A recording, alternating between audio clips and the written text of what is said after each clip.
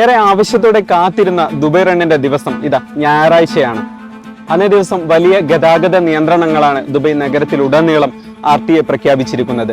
പ്രധാനമായും ദുബൈ മെട്രോയുടെ സമയത്തിൽ തന്നെയാണ് വലിയ മാറ്റം വന്നിരിക്കുന്നത്. ഞായറാഴ്ച പുലർച്ചെ 3 മുതൽ അർദ്ധരാത്രി വരെ ദുബൈ മെട്രോയുടെ 2 ലൈനുകളും പ്രവർത്തിക്കുമെന്നാണ് RTA ഇന്ന് അറിയിച്ചിരിക്കുന്നത്.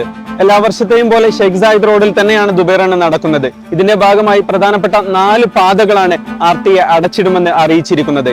പുലർച്ചെ 3:30 മുതൽ രാവിലെ 10 വരെ പ്രധാനപ്പെട്ട ഈ 4 പാതകളും അടച്ചിടും. അതിന് പകരമായി മറ്റു ബദൽ റൂട്ടുകളും RTA നിർദ്ദേശിച്ചിട്ടുണ്ട്.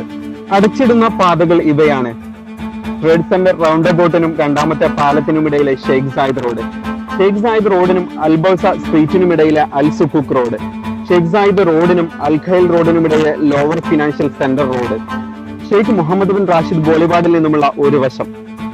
അതിന് പകരമായി ഉപയോഗിക്കേണ്ട ബദൽ പാതകൾ ഇവയാണ്: ഫിനാൻഷ്യൽ സെന്റർ റോഡിന്റെ മുകൾ നില, സബീൽ പാലസ് റോഡ്, അൽ മുസ്തഖ്ബൽ റോഡ്, അൽ വാസൽ റോഡ്, അൽ ഖൈൽ റോഡ്, അൽ ബദ റോഡ്.